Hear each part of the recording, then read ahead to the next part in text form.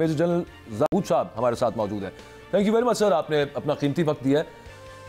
अभी तक जो डिज़ाइंस, जो नेफेरियस डिज़ाइंस और जो तरीक़ाकार इजराइल का नज़र आ रहा है, उससे तो यही दिखता है कि ये रुकने वाला नहीं है मामला। ये अपने जो अज़ाइम है उनको, उनकी तकमील तक ये जुल्म बर्बरियत इजराइल जारी रखेगा। लेकिन अहम क्वेश्चन ये, अकेला इजराइल नहीं कर सकता जब तक पॉलिटिकल, मिलिटरीली और financial support United States of America की ना हो। तो डोनाल्ड ट्रंप साहब के आने के बाद, जिन्होंने अनलाइक बाइडन एडमिनिस्ट्रेशन ये कुछ वादे वईद तो नहीं मैं कहूँगा, कुछ तसल्ली दिलासे दिए कि मैं ये बंद करवाऊंगा मामला। तो आपको नज़र आ रहा है दो चीज़ें हैं, एक तरफ इजराइल का माइंड बड़ा क्लियर है, दूसरी तरफ डोनाल्ड ट्रंप साहब चार्ज लेते हैं। तो उसके बाद क्या वो इजराइल का जो माइंड क्लियर है उसको रोक पाएंगे कि यार बस बहुत हो गया ये? बिस्मिल्लाहिर्रहमानिर्रहीम। First of all thank you very much once again for the invite. देखिए, मैं समझता हूँ कि जो जेनोसाइडल वॉर हो रहा है पैलेस्टाइन में, it is a total implementation of the greater Israel policy जो उनकी है। उन्होंने देखे इसको वन बाय वन, उन्होंने अपने जो उनके बकौल जो उनके एनिमीज हैं उनको उन्होंने टेक ऑन किया है जी। सबसे पहले हम देखते हैं कि हमास को उन्होंने गाजा में रिड्यूस किया। उसके बाद उन्होंने हिजबुल्लाह को, आपने देखा होगा कि लेबनान में लिया। उसके बाद जो मिलिट्री टारगेट्स थे सीरिया, और अब लेटेस्ट जो इस वक्त चल रहा है, ये सब के साथ साथ चलता रहेगा, बट लेटेस्ट अभी उन्होंने हूथीज को यमन के बीच में टारगेट किया है जी। फिर उसके साथ कॉमन आप देख रहे हैं कि ईरान के ऊपर उनके जो चीज़ें हैं वो भी चल रही हैं, और सिर्फ उन्हीं मुल्कों को उन्होंने टच नहीं किया जो थोड़ा सा इस चीज़ के पे बातचीत कर रहे हैं, नेगोशिएशंस कर रहे हैं, या जो नेबरहुड है। बट मेजर ये 4 से 5 कंट्रीज जो हैं, जो लोकेशंस हैं, डिफरेंट एंटिटीज हैं, उनको उन्होंने टारगेट किया। तो this war is of the proxies war. But Israel जो है, उनके अभी जो लेटेस्ट नेतन्याहू को अगर आपने सुना होगा, तो उन्होंने कहा कि जी we will persist till the job is done. Job is done का मतलब मेरी नजर में ग्रेटर इजराइल की कंप्लीशन ही है। कि जेनोसाइडल वॉर है। देखिए, 45,000 से 46,000 शहादतें हो चुकी हैं सिर्फ गाजा के बीच में। 1,06,000 के करीब लोग जो हैं वो इंजर्ड हैं। गाजा इज लाइक रेबल, अभी तो उसकी रेबल बन गया वो, और it will take 40-50 years minimum to rebuild that city. तो ये सिंबॉलिक है, गाजा जो है ये सिंबॉलिक है, इस वॉर को डिफाइन कर रहा है। आपने अमेरिका की बात की, आप लोग, पूरी दुनिया इस वक्त जो है वो ट्रंप के लिए क्रॉस फिंगर बैठी हुई है कि आके वो क्या करते हैं। उम्मीद लगा ट्रंप ने एंटी वॉर पॉलिसी तो अनाउंस कर ली है, बट मैं पर्सनली कहूंगा कि ट्रंप जब तक टोटल पीस पॉलिसी नहीं अपनाएंगे, या टोटल पीस पॉलिसी को जब तक डिफाइन नहीं करेंगे और अनाउंस नहीं करेंगे, एंटी वॉर पॉलिसी कोई इफेक्ट नहीं डालने वाली। उसकी वजह ये है कि हमें समझने की जरूरत है कि अब ये कन्वेंशनल वॉर तो हो नहीं रही कि दो मुल्कों की फौजें लड़ रही हैं। दोनों तरफ से सही गलत की डिबेट में जाए बगैर मैं ये कहूंगा कि प्रॉक्सीज की वॉर हो रही है। आपने बिल्कुल सही फरमाया कि अमेरिका की सपोर्ट के बगैर इजराइल इतना बड़ा कदम नहीं उठा सकता, लेकिन मुझे तो लगता यह है कि इजराइल जो है वो अब अमेरिका की आर्म ट्विस्टिंग करता है। Jewish lobby, in terms of economy, in terms of diplomacy, in terms of foreign plans, application, हर लिहाज से within the institutions of America and within the economic institutions, Bretton Woods जितना है, उसके बीच में एक effective lobby है, और वो effectively उनको control करते हैं। Sometimes तो मुझे ये unfortunately feel होना शुरू हो जाता है जैसे सुपर पावर इजराइल है और अमेरिका उसके साथ एक छोटी ताकत लगा हुआ है, और उनके कहने पर सारी काबिल एहतराम जनरल जाहिद साहब, कथा कलामी की माजरत चाहता हूँ। अमेरिका में हमारे जो सफ़ीर थे रिजवान शेख साहब, उनको मुशावरत के लिए वापस पाकिस्तान बुलाया गया है। आप क्या समझते हैं कि उनका इस वक्त पाकिस्तान आना और हमारा मिसाइल प्रोग्राम पर अमेरिका की बात करना, पहले भी बेजा दफ़ा तनकीद हुई लेकिन पाकिस्तान अल्हम्दुलिल्लाह खड़ा रहा, ये बात हम मानते हैं। लेकिन अब इस वक्त बदलते आलमी मंजरनामे में अमेरिका की जो हालिया पाबंदियां हैं और सफ़ीर का मुशावरत के लिए बुलाना है, आप इस कैसे देखते हैं इसको? देखिए, अमेरिका इज अ की अलाय। मैं कभी अमेरिका को अपना दुश्मन इसलिए नहीं करार दूंगा कि अमेरिका हमेशा दोस्त रहा है अपने इंटरेस्ट का। अब उसने जब पाकिस्तान के साथ उसका इंटरेस्ट रहा है तो हमारा दोस्त बन के रहा है, हमें उसने सपोर्ट भी किया है, हमें बहुत। मैं सिर्फ इस वजह से ये चीज़ें कह रहा हूँ कि उसकी नीयत जैसी भी हो, आई कैन अंडरस्टैंड। हमें सबको पता है कि अमेरिका को इस वक्त इंडिया की सख्त ज़रूरत है और उनकी वजह से, कुछ डोमेस्टिक पॉलिटिक्स की वजह से वो हमारे ऊपर प्रेशर डालता रहता है। लेकिन हमें उसको एकदम डिक्लेयर कर देना, अपना एनिमी डिक्लेयर कर देना। अमेरिका में हमने जो पास्ट में देखा है, और मेरा पर्सनल एक्सपीरियंस भी कुछ इसी तरह का है, अमेरिकन को आपने ये बताना है कि एक स्ट्रॉन्ग और इफेक्टिव पाकिस्तान अमेरिका के लिए कितना सूदबंद है। मैं ये नहीं कहता कि हम चाइना के खिलाफ हो जाएंगे।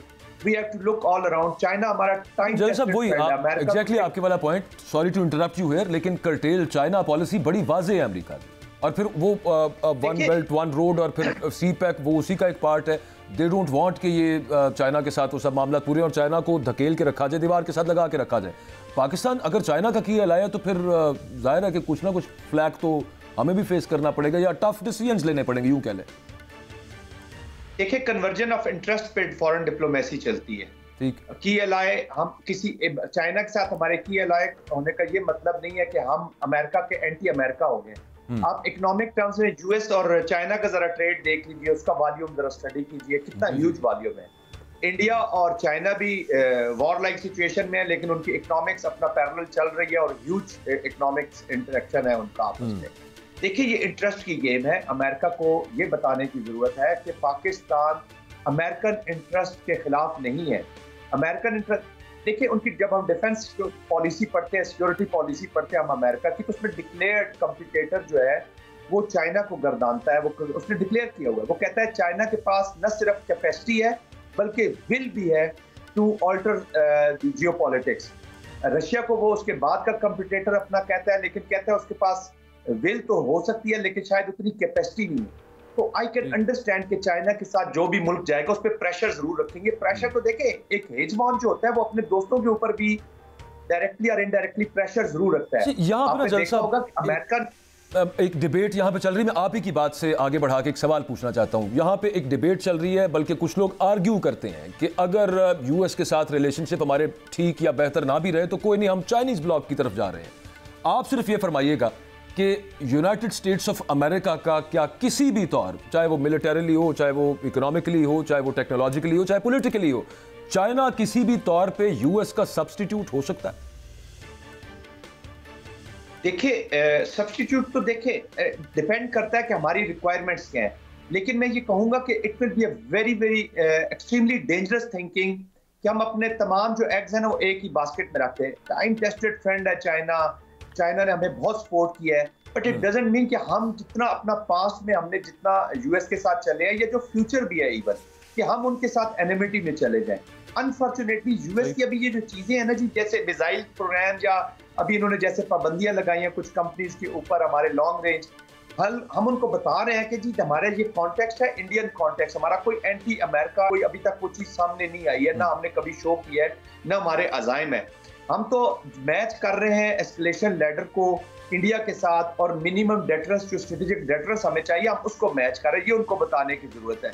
और देखिए, सुपर पावर्स ऐसे एक्शंस करती रहती हैं, देखना ये होता है कि ऑन ग्राउंड इन रियलिटी वो आपको कितनी लीवरेज दे रहे हैं, यानी उस काबिल-ए-एहतराम जनरल साहब कतकलामी की माजरत, अफगानिस्तान को अगर आप गौर से देखें तो वो चाइना के साथ ट्रेड शुरू कर चुका है। हम सी पैक पे रोडें बना रहे हैं, आनी और जानी है, रुकावट क्या है? थोड़ा आसान जबान में समझाएंगे मुझे? मैं सबसे आसान जबान में ये कहना चाहूंगा सर कि सबसे बड़ी रुकावट हम लोग खुद हैं अपने। जब तक हमारे अंदर इकोनॉमिक स्टेबिलिटी की तरफ हम बढ़ेंगे नहीं, जब तक हम अपनी सिक्योरिटी को इम्प्रूव नहीं करेंगे, जब तक हम अपने पॉलिटिकल स्टेबिलिटी नहीं अचीव करेंगे। अब स्टेबिलिटी जब हम बात करते हैं इकोनॉमिक पॉलिटिकल या जो भी है, हर कोई अपनी डेफिनेशन ले आता है कि जी जब ये सिचुएशन होगी तो स्टेबल होगी। जब पॉलिटिकल पार्टीज है वो अपने कॉन्टेक्स्ट में ले आती है कि जी स्टेबिलिटी ये होगी। हर कोई जो पावर्स के साथ अटैच तो रहना चाहते हैं, लेकिन उसके साथ जो रिस्पॉन्सिबिलिटी है उसको निभाने की जरूरत है। स्टेबिलिटी जो मिनिमम रिक्वायर्ड स्टेबिलिटी सेंटर में रहती हो, जो सबके लिए फायदा मंद हो, जो इकोनॉमिक प्रोग्रेशन की तरफ पाकिस्तान को ले जाए, जो सिक्योरिटी की तरफ एनहांस करे, जो पॉलिटिकल स्टेबिलिटी, हमने पहले अपना हाउस इन ऑर्डर करना है। अब चाइनीज देखें, चाइना को काउंटर करने के लिए इंडिया अपने प्रॉक्सी वॉर और स्टेट स्पॉन्सर्ड टेररिज्म अप्लाई कर रहा है थ्रू अफगानिस्तान। वो चाइनीज कभी नेशनल्स को टारगेट करता है कराची एयरपोर्ट के ऊपर, कभी उन मजदूरों को, पंजाब और सिंध से गए हुए गरीब मजदूरों को टारगेट करता है जो बलूचिस्तान में चाइनीज प्रोजेक्ट्स के ऊपर है। बेसिकली वो चाइना को वहां पे एक वॉर में रखना चाहता है, इकोनॉमिक उनको चैलेंज भी कर रहा है on behalf of India itself and then on the behalf of United States of America, क्योंकि वो अपने आप को कहता है जी मैं वॉच डॉग हूँ आपकी इंडो पैसिफिक जो स्ट्रेटजी है उसके बीच में, मैं आपका नेट सिक्योरिटी प्रोवाइडर हूँ। जनरल साहब, हमारे मिसाइल प्रोग्राम इस वक्त की हॉट टॉपिक जो है वो मिसाइल प्रोग्राम है हमारा। मैं आपसे ये पूछना चाहता हूं कि इस वक्त वल्नरेबल अगर अमेरिका को देखे, इसराइल को देखे, मिसाइल क्या कर रहा है, इस पर कुछ राय देना पसंद करेंगे? देखिए, मिसाइल प्रोग्राम जो है इट इज एन इंडिजिनस, हमारा अपना, ये पाकिस्तान की आवाम का प्रोग्राम है। जो प्रोग्राम कौमों के होते हैं ना, वो उस पर कभी कंप्रोमाइज नहीं करती। No political leader, no military leader can ever think of compromising on our missile program. जी हाँ, तो उसकी वजह यह है कि हमने इंडिया स्पेसिफिक, जैसे मैंने पहले कहा, this is in the Indian context. India आज अपना प्लेटफॉर्म कहीं समुंदर में कहीं ले जाता है, किसी आइलैंड पे ले जाता है, उसकी रेंज अगर 4000 3000 बाहर से रह के, तो हम क्या अपना सेकंड स्ट्राइक या हम अपनी जो डेटरेंस है उसको मेंटेन ही ना करें? This is our sovereign right. Pakistan is an independent country, Pakistan is a sovereign country. ठीक है, हमारा इन हाउस थोड़ा सा डिसऑर्डर में है, कौमें इससे गुजरती हैं, हम उसको ऑर्डर में कर लेंगे, लेकिन जब पाकिस्तान के ऊपर खतरा लाहक होगा तो कोई पाकिस्तान की पॉलिटिकल पार्टी, कोई पाकिस्तान का सोशल ग्रुप, कोई पाकिस्तान का कौमी इदारा ये नहीं कहेगा कि जी ये जंग मेरी नहीं, और ये फिर पाकिस्तान की जंग होगी। जनरल साहब, बाजवा साहब ने ब्रेक पे जाना है, मैं आपसे सिर्फ शार्प पूछना चाहता हूं, 2025 2 दिन बाद शुरू होने वाला है, हमारी खारजा पॉलिसी तब्दील होने जा रही है, आप एग्री हैं? जी देखिए, खारजा पॉलिसी तो इतने जल्दी ऐसे तब्दील नहीं होती कि आप एक कैंप से दूसरे कैंप में चले जाए। हमें देखिए कंसिस्टेंट स्टेबल फॉरेन पॉलिसी रखनी होगी। हमने दुनिया को बावर कराना है कि Pakistan is a country of peace for piece, और ये हमारा जितने भी न्यूक्लियर प्रोग्राम्स हैं, हमारे जो मिसाइल प्रोग्राम्स हैं, हमारा जो डिफेंस सिक्योरिटी, ये अमन के प्रोग्राम्स हैं, ये स्टेबिलिटी के प्रोग्राम है। जिन रीजन्स में आप डेटरेंस नहीं होती, जिन रीजन में मैचिंग रिस्पांस देने वाले मुल्क नहीं रहते, तो उनका यही हाल हो जाता है जो अफ्रीका का हुआ है, उनका यही हाल हो जाता है जो अभी मिडिल ईस्ट के कुछ मुल्कों का हुआ है, जहां पे बाहर की फोर्सेज आके फैसला करती है। देखिए, पाकिस्तान रीजन में हमारा रशिया बैठा हुआ है।